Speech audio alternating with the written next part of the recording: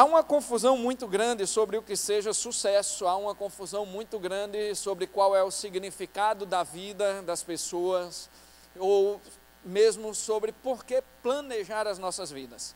Hoje eu quero falar de um subtema dentro de Planejando para uma Vida de Sucesso.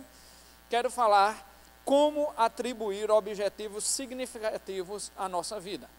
Porque nenhum planejamento pode acontecer sem que haja objetivos pelos quais vale a pena correr atrás, né? Acontece que muitas vezes a nossa vida parece que perde um pouco a noção desse verdadeiro sentido.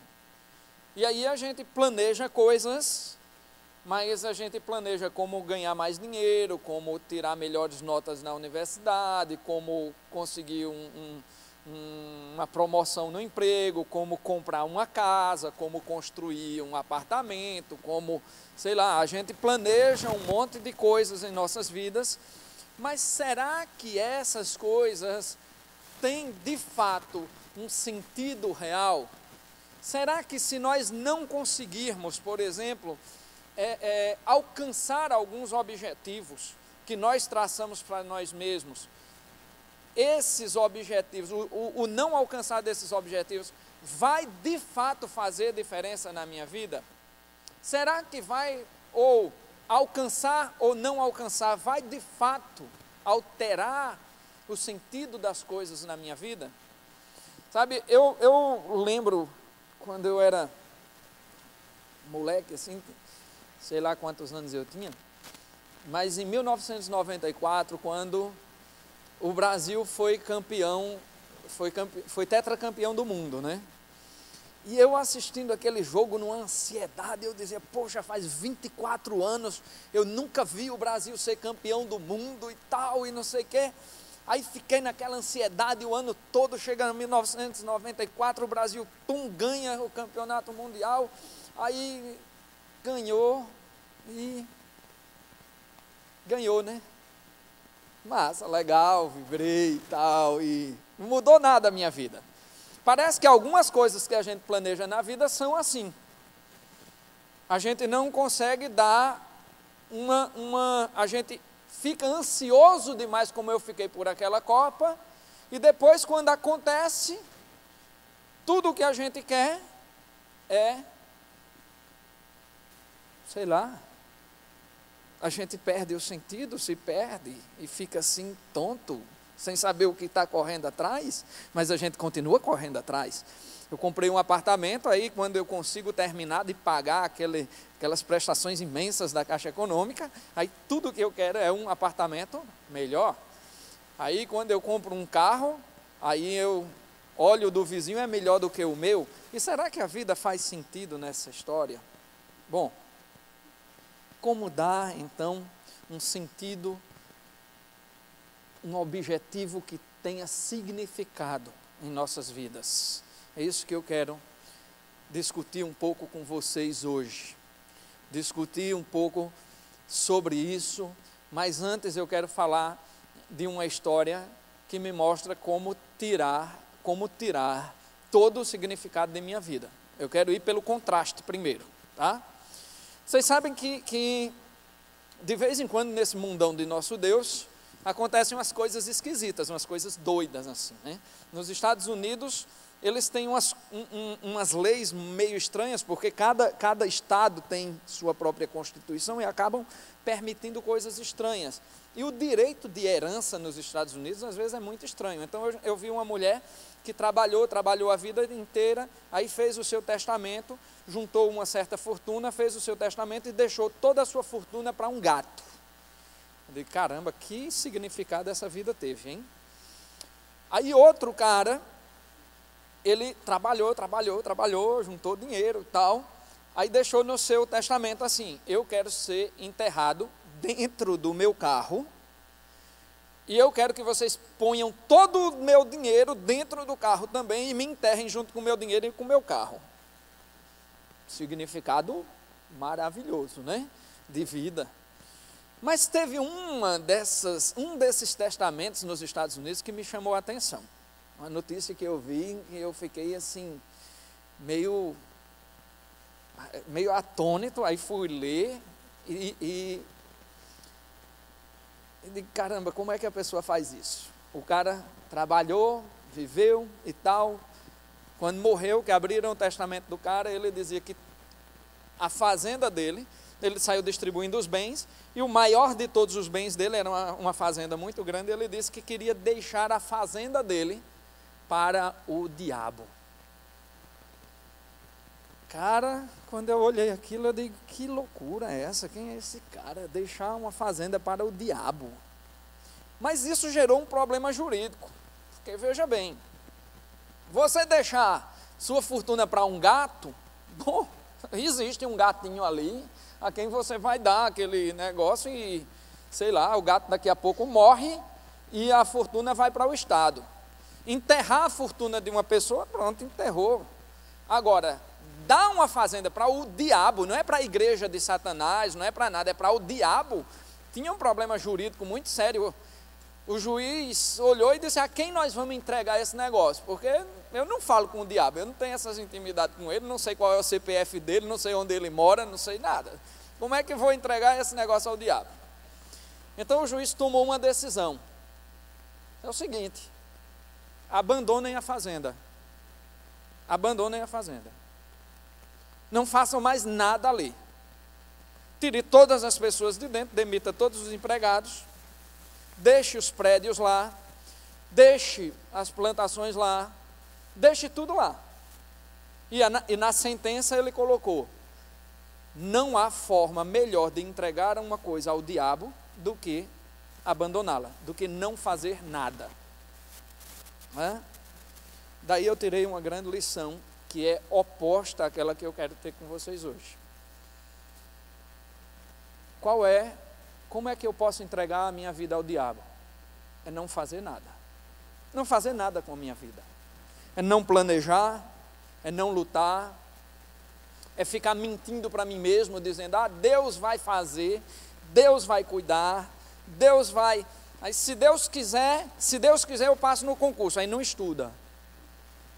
Se Deus quiser, eu vou me casar, aí não arruma um namorado, não arruma uma namorada. Se Deus quiser, eu vou ter um apartamento melhor, não trabalha. Se Deus quiser, eu vou ter mais dinheiro no fim do ano, não junta. Isso é uma forma de entregar a vida ao diabo. Quando você quiser entregar a sua vida ao diabo, acomode-se, pare, não cuide, não planeje, não faça nada. Aí você está totalmente entregue ao diabo. Por quê? Porque aí vão vir as consequências. Tá? Você parado, sem trabalhar, desejando o que os outros têm, só olhando no Facebook, olhando lá o Facebook, o Twitter, né? O Instagram, aí, como diz o pastor Sérgio, o Twitter, né? Aí você olha lá que o cara viajou para Barcelona, que o outro foi para os Estados Unidos, que o outro comprou uma casa nova e você não fez nada, porque você não está fazendo nada, você só está dizendo, se Deus quiser, e aí começa a nascer dentro de você inveja, começa a nascer dentro de você raiva de quem não lhe fez nada, começa a nascer dentro de sua cabeça um monte de tronchuras. Então, como eu sei que ninguém aqui quer entregar a sua vida ao diabo, porque senão teria vindo para o lugar errado, né? Aqui não é lugar de entregar a vida ao diabo, eu sei que vocês vão querer ouvir o outro lado da história, como dar um significado verdadeiro à sua vida. Bom, a primeira coisa que nós vimos é que se eu não planejar a minha vida, se eu ficar sem fazer nada na minha vida, eu estou entregando ao diabo. Isso significa que realmente para eu fazer alguma coisa da minha vida, para eu ter uma vida abençoada por Deus, eu tenho que trabalhar, eu tenho que me levantar, eu tenho que me esforçar, eu tenho que lutar, eu tenho que fazer com que os meus planos converjam com os planos de Deus, eu tenho que fazer a vontade de Deus na minha vida. Então não tem problema nenhum de eu sonhar em ter apartamento, de eu sonhar em ter carro novo, de eu sonhar em ter um emprego melhor, não tem problema nenhum, desde que eu me esforce para isso, desde que eu trabalhe para isso, desde que eu lute para isso, desde que eu planeje para isso. Mas ainda há outras coisas mais sérias sobre o significado da nossa vida. Então eu queria lhe convidar a abrir sua Bíblia agora.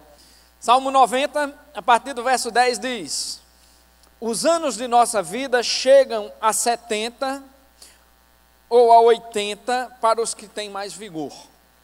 Entretanto, são anos difíceis e cheios de sofrimento, pois a vida passa depressa e nós voamos. Quem conhece o poder da tua ira? Pois o teu furor é tão grande como o temor que te é devido.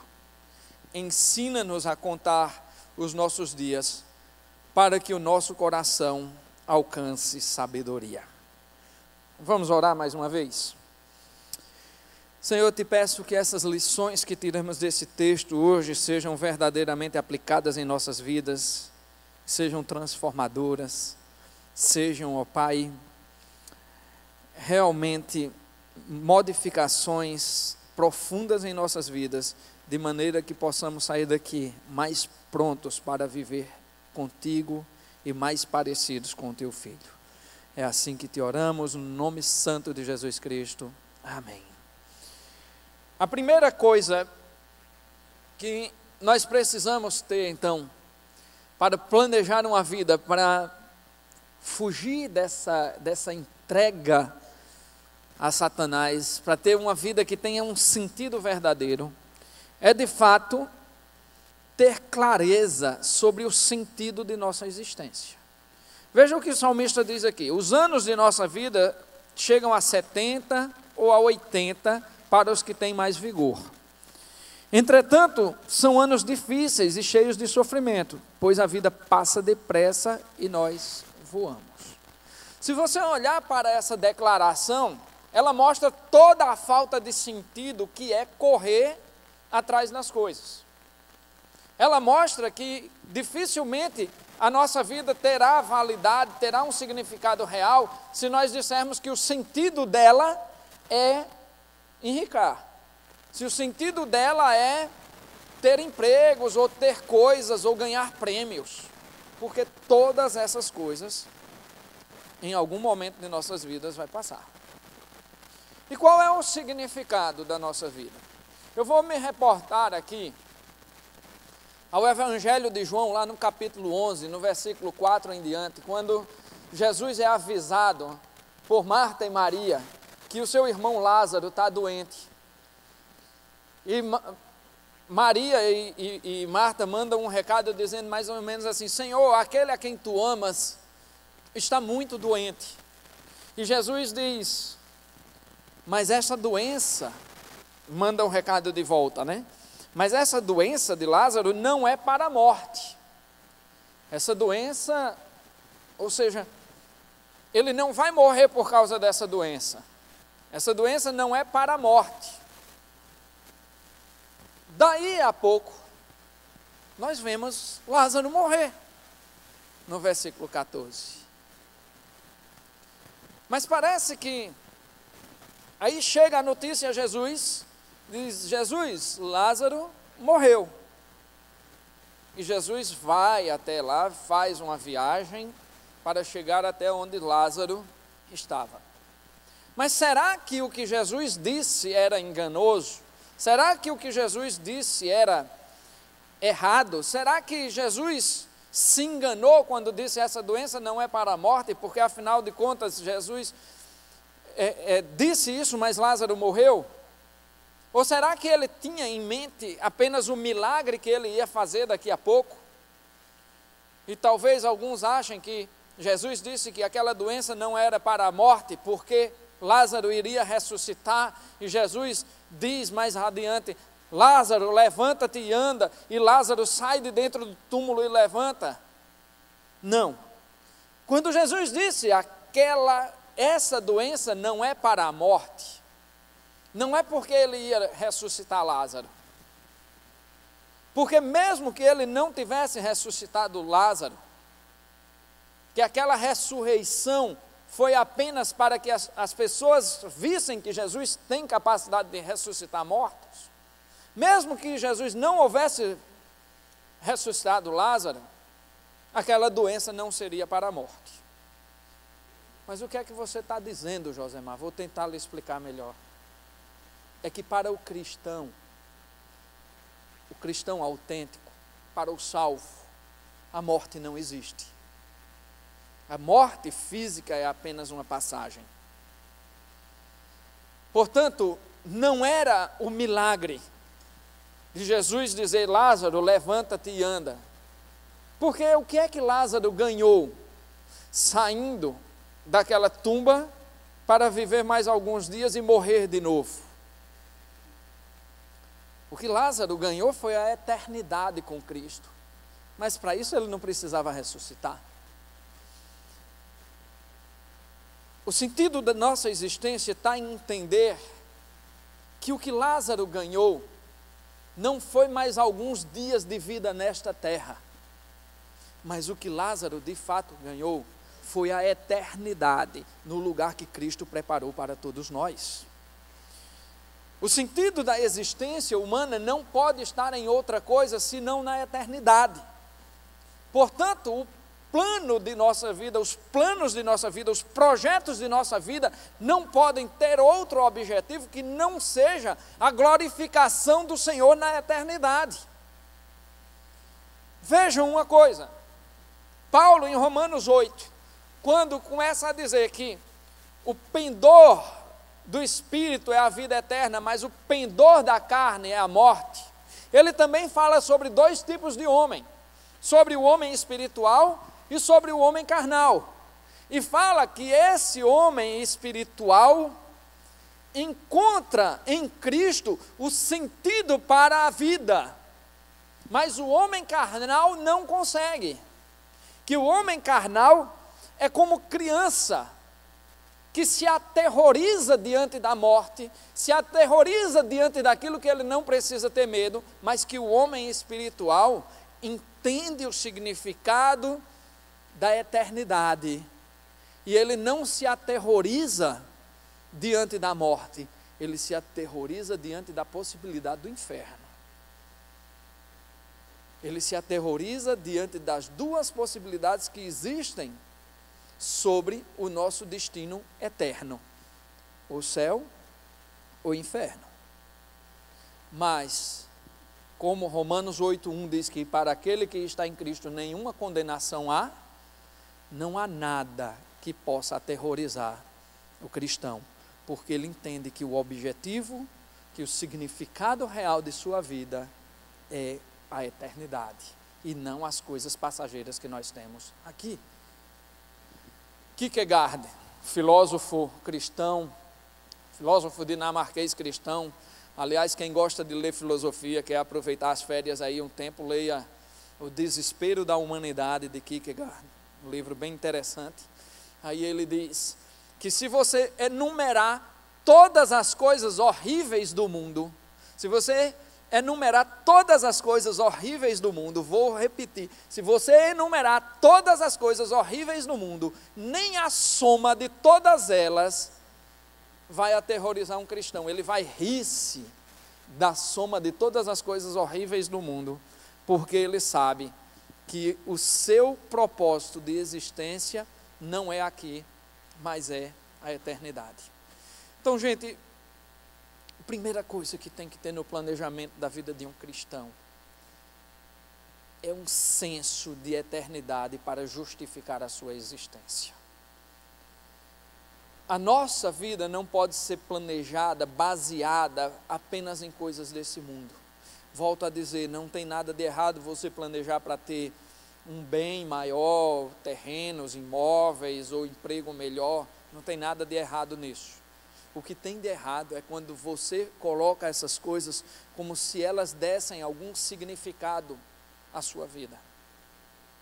Essas coisas são apenas o transpassar mais confortável por essa etapa da existência que nós insistimos em chamar de vida, porque a vida de fato não é aqui, a vida de fato é na eternidade.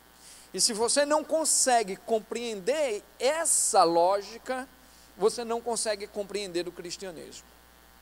O cristianismo não se baseia nem nos horrores, nem nas coisas lindas deste mundo. O cristianismo aponta todo o seu significado para a eternidade em Cristo, sabendo que nada do que vivemos aqui se compara com aquilo que está por vir. Nem os terrores, nem tampouco as coisas lindas. Você vai ali para o mar, fica olhando, ouvindo o barulho das ondas, fica olhando aquela imensidão e diz: ah, como tudo isso é lindo. E eu te digo que não se compara ao que está por vir. Você vai para as montanhas e olha e vê lá do alto todo verde, os passarinhos cantando, os animais correndo e diz: ah, como tudo isso é lindo. Mas a Bíblia nos ensina que nada disso se compara ao que está por vir. É esse o sentido que nós precisamos ter da nossa vida. Entender que não é casamento acabado, não é a pessoa que nós amamos que morreu, não é a perda de um emprego, não é nada disso que tira o significado da minha existência nesse mundo. O significado da minha existência nesse mundo é muito maior do que as alegrias e do que as tormentas que eu passo agora, porque o significado da minha vida neste mundo é apenas construir um caminho para glorificar o nome do Senhor por toda a eternidade. Essa é a primeira noção que alguém cristão precisa ter para elaborar um projeto de vida. E a pergunta talvez seja: como tudo o que eu estou planejando para a minha vida vai glorificar o nome do Senhor? Como o meu carro novo vai glorificar o nome do Senhor? Como o meu apartamento novo vai glorificar o nome do Senhor? Como o meu emprego novo vai glorificar o nome do Senhor? Eu não sei, meu irmão, você tem que pensar nessas coisas. Você tem que pensar que seu apartamento deve ser um lugar de evangelização, que o seu carro deve estar a serviço do ministério, que sua vida seu emprego novo deve ser um lugar para a glorificação do Senhor, que seu dinheiro deve servir para sustentar a obra missionária. Não sei como, mas você vai pensar em como tudo que você faz vai trabalhar para a construção daquilo que verdadeiramente importa.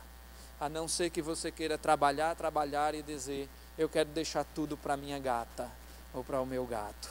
Eu quero que enterrem comigo todas as minhas riquezas dentro de um carro ou então, pior ainda, eu vou ficar parado sem fazer nada e vou deixar que toda a minha vida só valha para o diabo.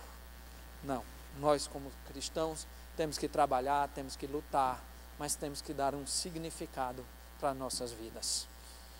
A segunda coisa que eu percebo nesse texto é o seguinte: quando ele diz: quem conhece o poder da tua ira? Ele pergunta, né? Quem conhece o poder da tua ira? Pois o teu furor é tão grande como o temor que te é devido. Jesus Cristo nos ensina lá na carta, no livro de Mateus, que nós erramos por não conhecer as Escrituras nem o poder do Espírito Santo. E aqui o salmista pergunta: quem conhece o poder da tua ira? Pois o teu furor é tão grande como o temor que te é devido.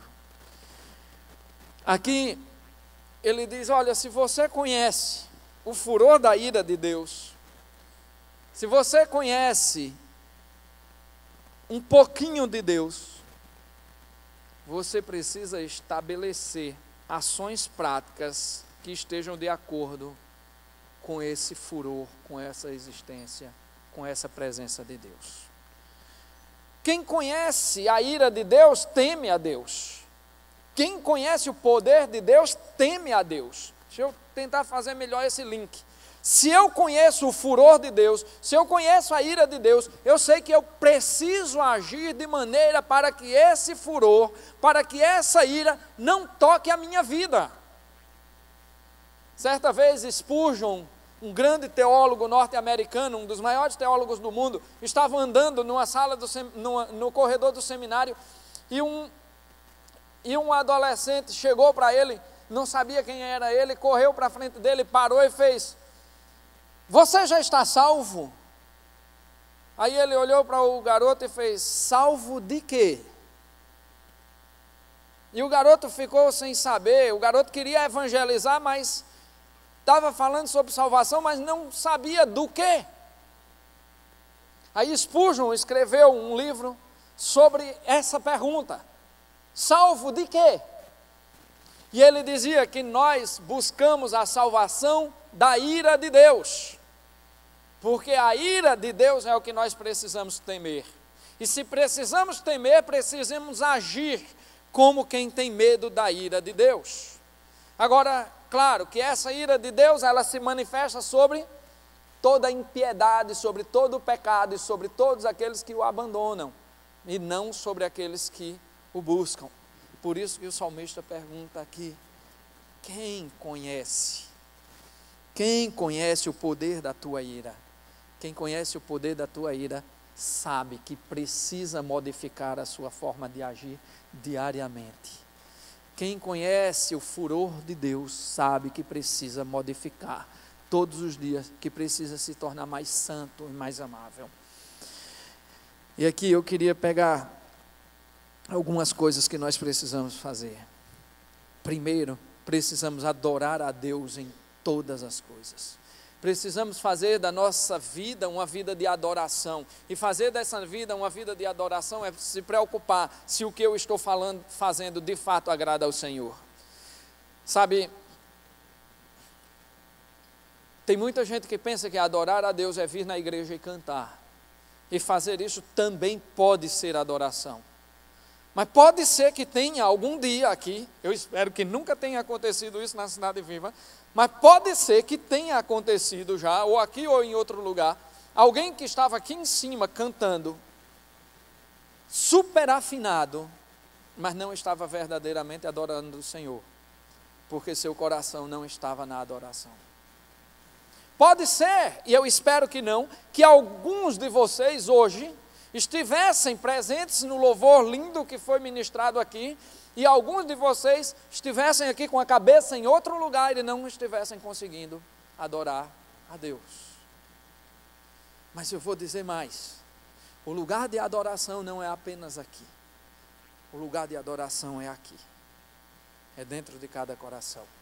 O lugar de adoração é no trânsito, onde eu sou um pecador miserável. O meu lugar de adoração é no trabalho, onde meu colega me insulta. Meu lugar de adoração é no meu condomínio, onde o meu vizinho passa sem falar comigo. Meu lugar de adoração é onde eu vivo. A primeira coisa que eu tenho que fazer é planejar a minha vida de adoração. Mas eu preciso também planejar uma vida de comunhão. Sim, de comunhão. Não adianta eu imaginar que vou ser um adorador sem comungar com a minha igreja, sem participar da minha igreja, sem participar dessa transmissão da palavra de Deus, sem estar ao lado do irmão, sem conviver com os outros.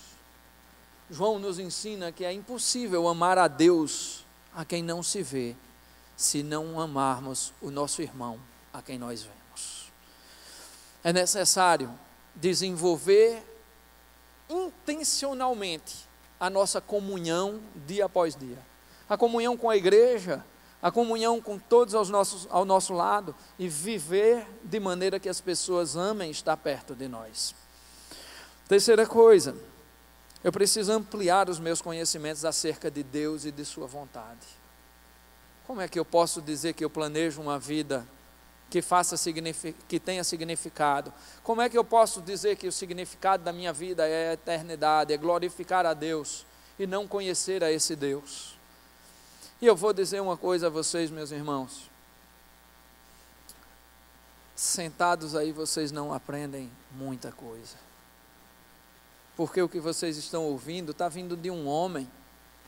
Vocês precisam ir direto na fonte, nós precisamos ir direto na fonte, nós precisamos ir até a palavra inspirada de Deus. Nós precisamos ser como os bereanos lá de Atos 16, que dizia que Paulo pregava e os habitantes da cidade de Bereia iam conferir nas escrituras se aquilo que Paulo havia dito fazia sentido para a vida deles.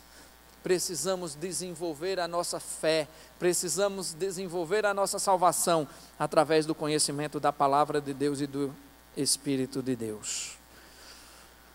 Também precisamos colocar no nosso planejamento alguma forma de servir a Deus, de tornar a nossa vida útil na presença de Deus, de tornar a nossa vida, de dar um sentido à nossa vida, fazendo gratuitamente aquilo que Deus nos deu gratuitamente. Precisamos entregar ao Senhor aquilo que Ele já nos deu.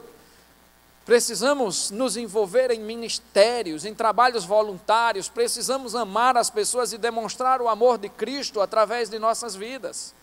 Sabe, não faz sentido sermos aqueles cristãos, a gente brinca dizendo que é cristão gordo, que vem para a igreja, engorda, fica cheio de sabedoria, fica cheio do Espírito, fica gordo espiritualmente, mas não sai daqui e não tem a coragem de ir para o meio da rua com os anjos da noite, não tem coragem de participar com o Felicidade dentro dos abrigos, não tem coragem de ir com o Criança Viva ou com o Esperança Viva para dentro dos presídios, para dentro dos orfanatos, não tem coragem de chegar mais cedo e, e ajudar a turma do louvor a montar o som, não tem coragem de se doar de alguma maneira. E por fim, faça parte do nosso planejamento de vida também a ação missionária. Precisamos levar adiante a palavra que nos salvou. Se você tem consciência da eternidade, meu irmão, é porque você tem consciência de onde você estava. E eu tenho consciência de que eu estive um dia no inferno. Eu tenho a consciência de que eu estive um dia nas trevas. E não importa o quão bom, se você é filho de evangélico, se você é filho do papa, você é filho do padre, do pastor, de quem você é, um dia você esteve. Só no dia que você disse sim, eu aceito a Jesus Cristo como meu Senhor e Salvador, só nesse dia que você aceitou e transformou sua vida definitivamente, você saiu do inferno e foi para a maravilhosa luz do Senhor. Então é necessário que você transmita isso para outras pessoas. E finalmente, meus queridos, no último versículo, ele diz: ensina-nos a contar os nossos dias para que o nosso coração alcance sabedoria. Aqui o que eu aprendo desse texto, quando ele diz: ensina-nos a contar os nossos dias, para que o nosso coração alcance sabedoria. Não é como muitas pessoas acham, que eu vou contar os dias que me restam. Não, é que eu saiba contar os dias que eu já vivi, e entender o que eu fiz com os meus dias. O que ele me chama aqui é para refletir sobre os resultados das minhas atitudes nesta vida. É olhar para trás e dizer: o que é que eu construí até hoje com a minha vida? Ensina-me, Senhor, a contar os dias de minha vida para que eu alcance sabedoria. Sabe, gente, tem um ditado que diz que tem gente que apodrece, mas não amadurece. É porque não consegue olhar e avaliar como a sua vida foi construída até então. Olha para os seus erros e para os seus acertos, olha o que valeu a pena, o que vale a pena ser repetido, olha o que não, mas olha principalmente em que caminhos você trilhou a sua história até agora. Será que em algum momento você se tornou um crente materialista e fez de Jesus Cristo apenas uma pessoa, apenas um amuleto para te dar prosperidade? Será que em algum momento você não transformou Cristo num ser esotérico apenas, que faz você se sentir bem e que lhe dá um arrepio e uma coisa estranha acontece quando você está na igreja? Será que você, em algum momento da sua trajetória, não abandonou o Cristo histórico, o Cristo que morreu na cruz para lhe salvar e para lhe dar acesso à eternidade. Será que o seu cristianismo em algum momento, e isso eu pergunto a respeito de mim mesmo, e eu sei que em alguns momentos o meu cristianismo se tornou materialista, eu sei que em alguns momentos o meu cristianismo se tornou esotérico, eu sei que o meu cristianismo em alguns momentos se tornou quase ateu, porque eu apenas servia sem prestar atenção no que eu fazia. Mas o salmista diz: Senhor, ensina-me a contar os dias de minha vida, para que eu alcance a sabedoria. Me ensina a olhar para trás e compreender os caminhos por onde eu andei, os bons e os maus. Me ensina a olhar para construir um novo tempo, para construir uma nova história, para construir um novo saber, para que eu possa agir de maneira diferente. Hoje, eu te clamo a pensar sobre essas três coisas. Primeiro, ter clareza de que o sentido da sua vida está na eternidade. Segundo, se eu sei que o sentido da minha vida está na eternidade, eu tenho que estabelecer ações práticas que tenham a ver com a minha caminhada para a eternidade. E em terceiro lugar, eu tenho que reavaliar a minha vida constantemente. E tenho que olhar para onde de fato os meus caminhos estão me levando. É assim que nós precisamos planejar a nossa vida, em direção à eternidade, na prática e na revisão dos nossos pensamentos.